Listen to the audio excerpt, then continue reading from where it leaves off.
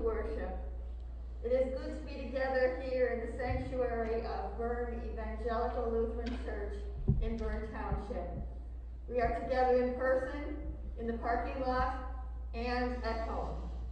Wherever you are, worship unites us with one another and with our Lord and Savior Jesus Christ. This morning at 11 o'clock we have our congregational meeting. It is on Zoom, so I encourage you to, when you go home this morning, to get ready for the meeting at 11 o'clock. If you do not have a computer, you can call in. There is a phone number there in that information that is in your bulletin. So please try to make that meeting today. Throughout Lent, we will be worshiping with our brothers and sisters in the West Berks Mission District on Wednesday evenings at 7 o'clock. Please refer to your bulletin again, as that is also a Zoom activity. Our hymns this morning for those at home and in the parking lot, the first one is 107, and the second one is 296. For those of you in the sanctuary, I want to quickly remind you of the CDC guidelines for safety. Remember that we have gathered for worship only. Do not socialize in the sanctuary. Please do not remove your mask. This is a time of meditation, proclamation, and sharing in the Lord's Supper. At the end of the service, the ushers will usher you out, and please remember to stay 6 feet apart. For communion, after we share the peace, I will have you sit down, and that will be a good time to take your elements out of the plastic bag. Then we will do the Eucharistic prayer, and we will pray the Lord's Prayer. After we pray the Lord's Prayer, I will say, take and eat, and that's when you take the wafer. And then I will say, take and drink, and that's when you drink the blood of Christ. Please seal your cup back into the plastic bag, and you can throw that into the garbage cans here in the sanctuary.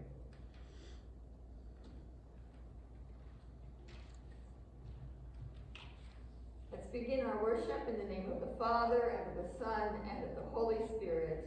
Amen. The grace of our Lord Jesus Christ, the love of God, and the communion of the Holy Spirit be with you all. I invite you to follow along as I lead us in the prayer of the day.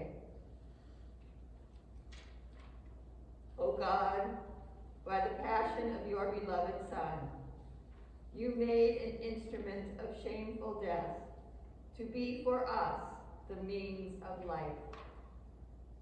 Grant us so to glory in the cross of Christ that we may gladly suffer shame and loss for the sake of your Son, Jesus Christ, our Savior and Lord, who lives and reigns with you and the Holy Spirit, one God, now and forever.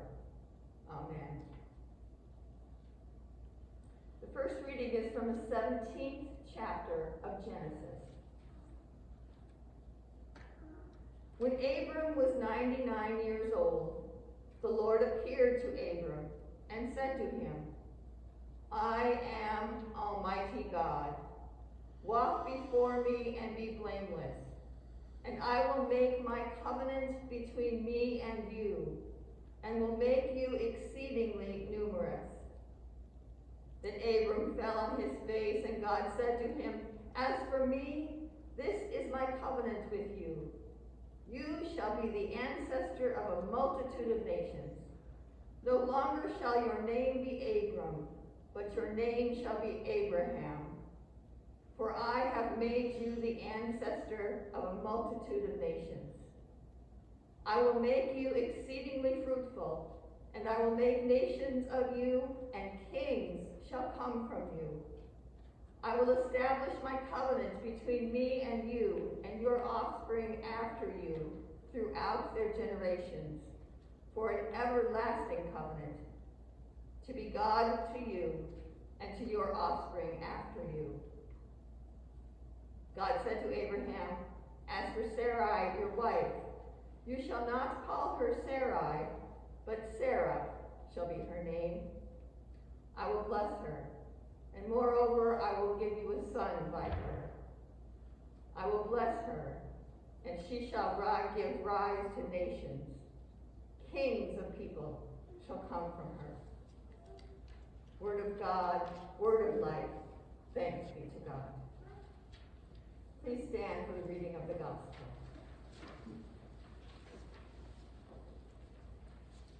The Holy Gospel according to St. Mark, the 8th chapter.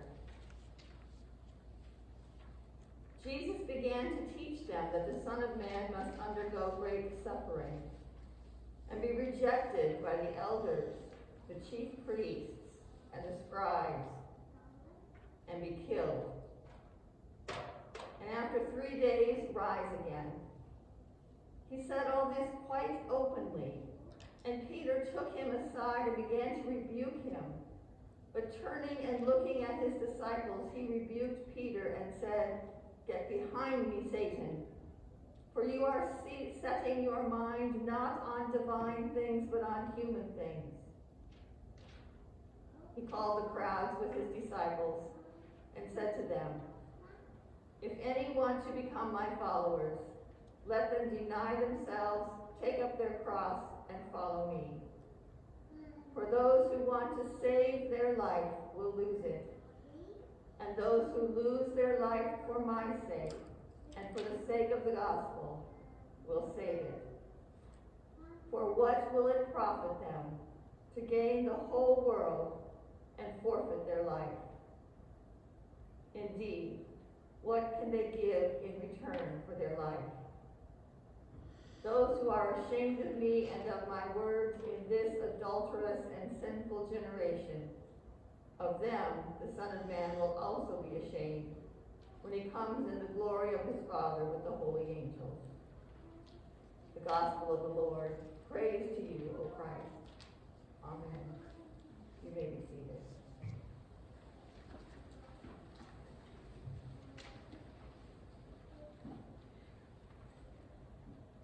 Please pray with me.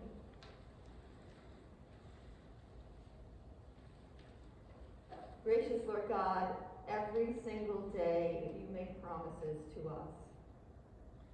And those are promises of life, life in you. Please help us to recognize the love that comes with your promises. And help us to know that we are blessed to be a blessing. Now may the words of my mouth and the meditation of our hearts be acceptable in your sight, O Lord, our rock and our Redeemer. Amen. I am presenting my sermon this morning as a first-person monologue based on the readings of the second Sunday of Lent. I will be speaking from the point of view of Sarai, or Sarah, Abraham's wife.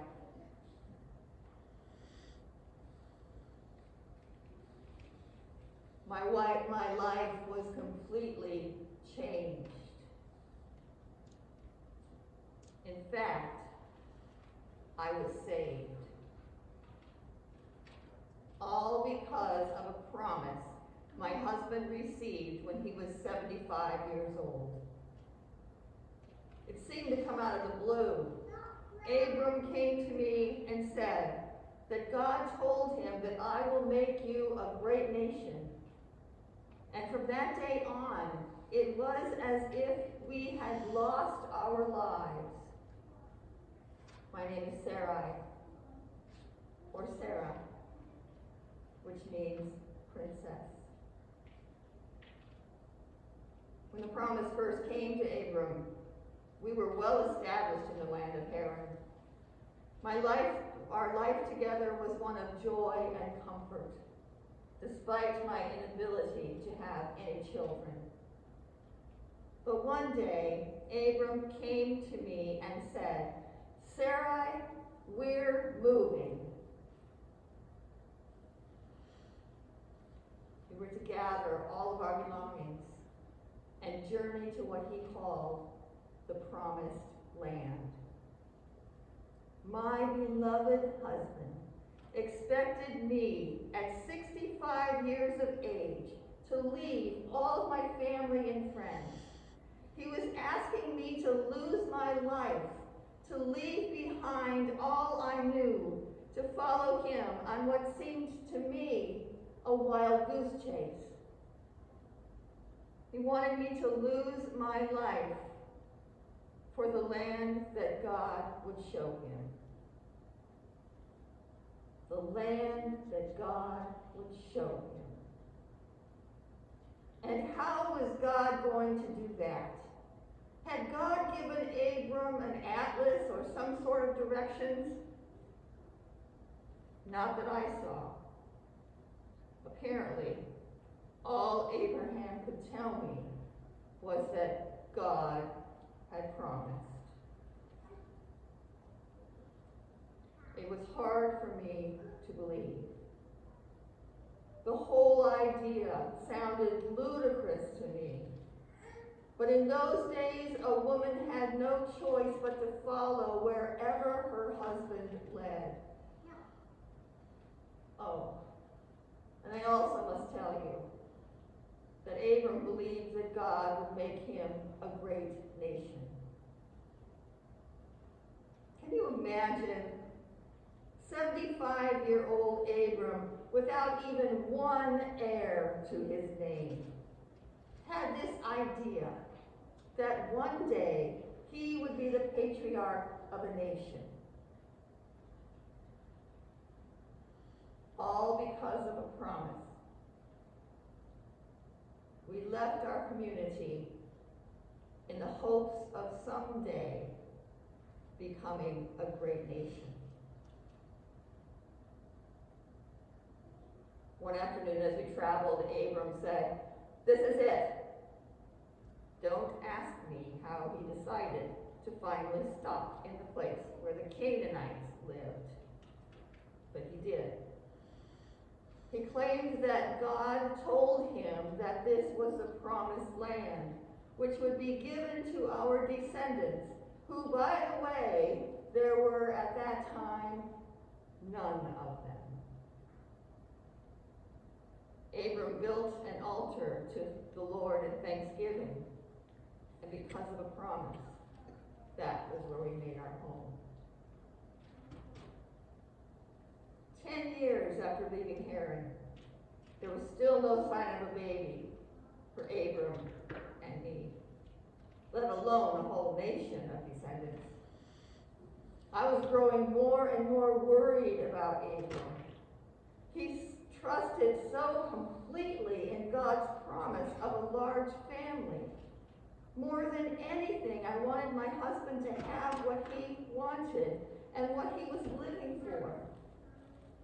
But at 75 years old, I knew that it had become physically impossible for me to ever bear a child. Because of a promise, I decided I would step aside and lose my life. That night, I suggested to Abram that he take my maid Hagar as his wife. According to ancient custom, a wife could give her maid to her husband and then claim the child that was born to that union as her own. Since it seemed that God had prevented me from having any children myself, I decided that maybe it was through Hagar that God's promise would be fulfilled. I believed that I needed to do something to help God's promise along. All because of a promise. I gave my maid to my husband.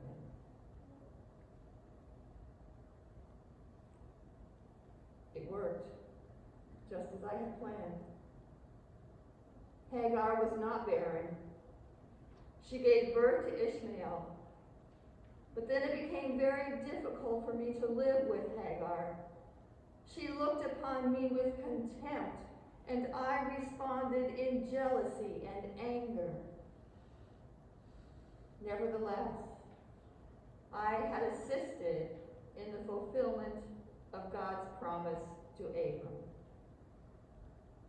He had a son, the beginning of his descendants, the beginning of a great nation. After Ishmael's birth, it was a little easier for me to watch Abram live in the promise that he would be a patriarch of a great nation. I was finally able to at least imagine the possibility, and I no longer felt that it was my responsibility to bear him a child. As a sign of the covenant God had made with Abram, God changed our names. I thought that act was a sign that the promise from God had been fulfilled in Ishmael. All because of a promise. Abram believed, became Abraham, and I became Sarah. We would be the father and mother of a great nation. But I was wrong.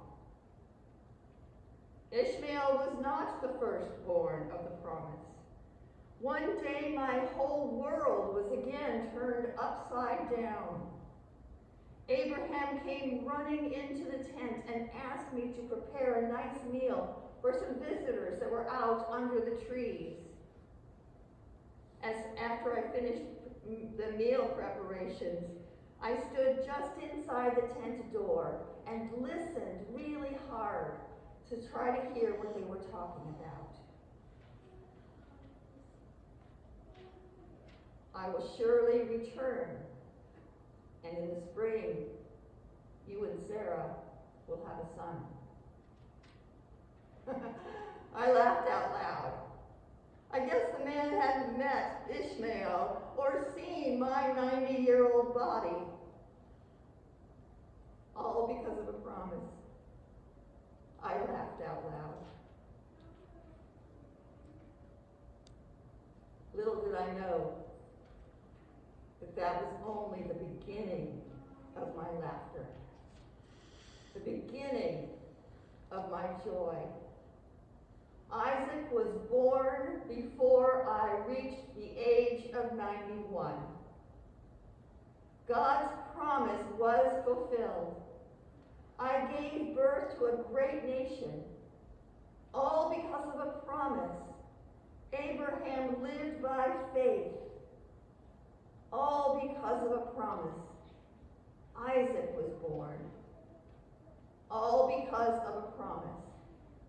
We are blessed to be a blessing, all because of a promise. I have given rise to nations. Kings of peoples have come from me, including Jesus, the Son of God. All because of a promise. Jesus was born, and through Jesus, God has promised to save the world.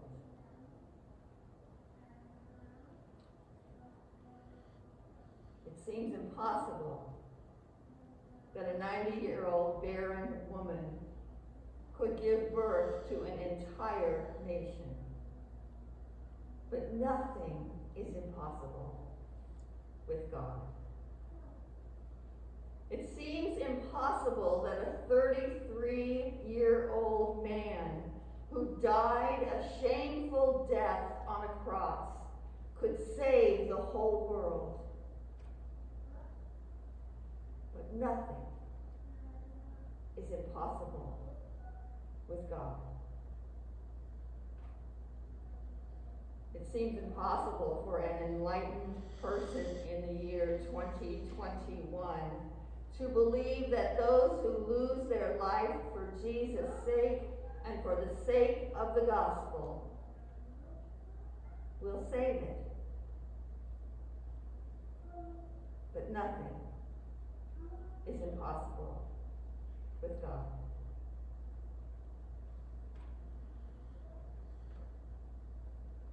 I hope it doesn't take you as long as it took me to recognize the faithfulness of God's promises. All because of a promise. You followed Jesus. All because of a promise. You participate in the unfolding story of salvation. All because of a promise. You are blessed to be a blessing. All because of a promise. Amen.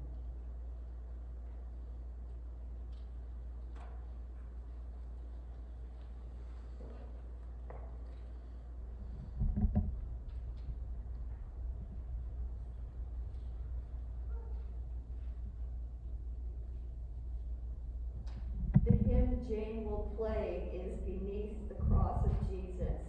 It is hymn number 107.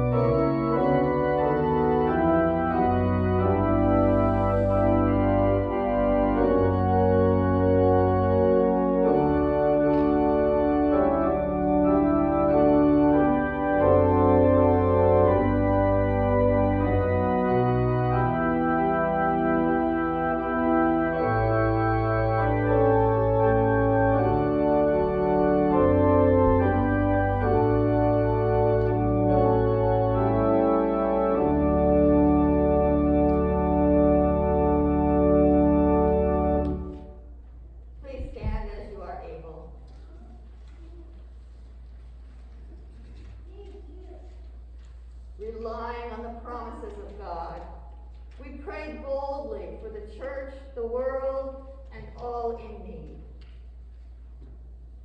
Your gift of grace is for all people. Give confident faith to all the baptized, that they may follow you wholeheartedly. Give new believers joy in your promises. Give hope and courage to those who suffer for their faith. Strengthen the ministries of Freedom's Lutheran Church and Psalm Karen Althouse, and missionaries Pastor Roberts and Kathy Moore. At the ends of the earth, all the ends of the earth worship you, from galaxies to microorganisms. Preserve your creation.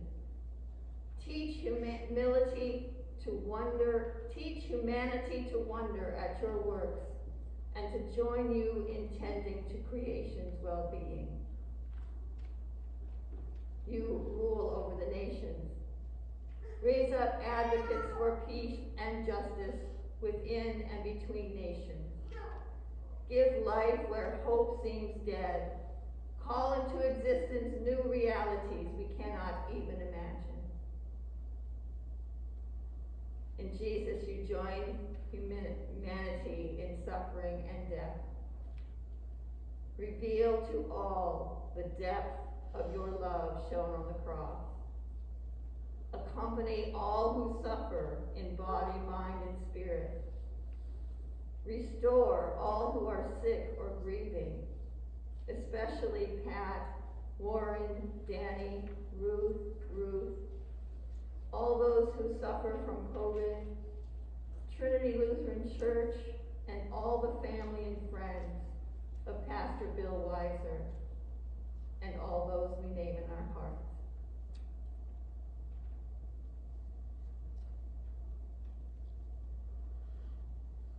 Bring vindication for victims of injustice, exploitation, and oppression. You made Abraham and Sarah the ancestors of a multitude of nations. Bless grandparents, parents, and foster parents, and the children who look to them for care and guidance. Console those who deal with infertility, parents who have entrusted their children to adoption, and children longing to be adopted. Equip ministries and services to families. Make your love known to your beloved children, Donna and Maria, who celebrate their birthdays this week. We await the day of Christ's coming in glory. Lead us by the example of all the saints whom you have called to take up their cross and follow you, that together we may find our lives in you. We entrust ourselves and all our prayers to you, O faithful God, through Jesus Christ our Lord. Amen. Because we don't speak during this service, we've been sharing the peace with sign language.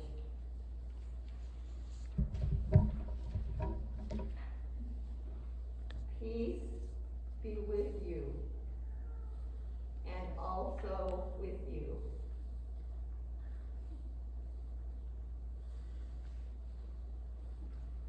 You may be seated.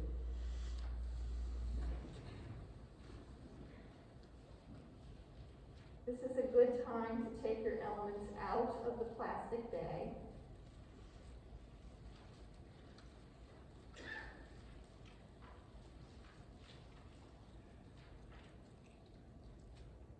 As we pray the Eucharistic prayer. Holy, living, and loving God, we praise you for creating the heavens and the earth. We bless you for bringing Noah and his family through the waters of the flood, for freeing your people Israel from the bonds of slavery, and for sending your Son to be our Redeemer. We give you thanks for Jesus, who living among us, healed the sick, fed the hungry, and with a love stronger than death, gave his life for others. In the night in which he was betrayed, our Lord Jesus took bread, gave thanks, broke it, and gave it to his disciples, saying, "Take and eat. This is my body given for you. Do this for the remembrance of me." Again, after supper, he took the cup, gave thanks, and gave it for all to drink, saying, "This cup is the new covenant in my blood, shed for you and for all people, for the forgiveness of sins. Do this for the remembrance of me." Remembering, therefore, his life-giving death and glorious resurrection, we await your promised life for all this dying world. Breathe your Spirit on us and on this bread and cup. Carry us in your arms from death to life, that we may live as your chosen ones, clothed in the righteousness of Christ. Through him all glory and honor is yours, Almighty Father, with the Holy Spirit, in your holy church, both now and forever. Amen. I invite you to whisper the Lord's Prayer. Our Father, who art in heaven, hallowed be thy name. Thy kingdom come, thy will be done, on earth as it is in heaven. Give us this day our daily bread, and forgive us our trespasses, as we forgive those who trespass against us. And lead us not into temptation, but deliver us from evil. For thine is the kingdom, and the power, and the glory, forever and ever. Amen. Take your wafer out of the container. This is the body of Christ given for you. Take and eat.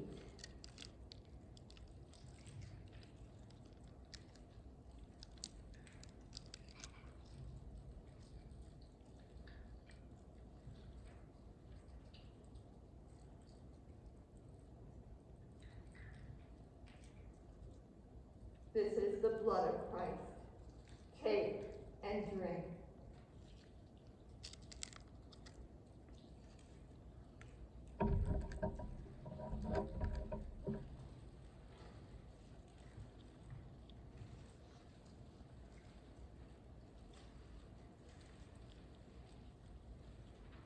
The body and blood of our Lord and Savior Jesus Christ strengthen you and keep you in his grace. Amen. The hymn Jane will be playing is Just As I Am, number 296.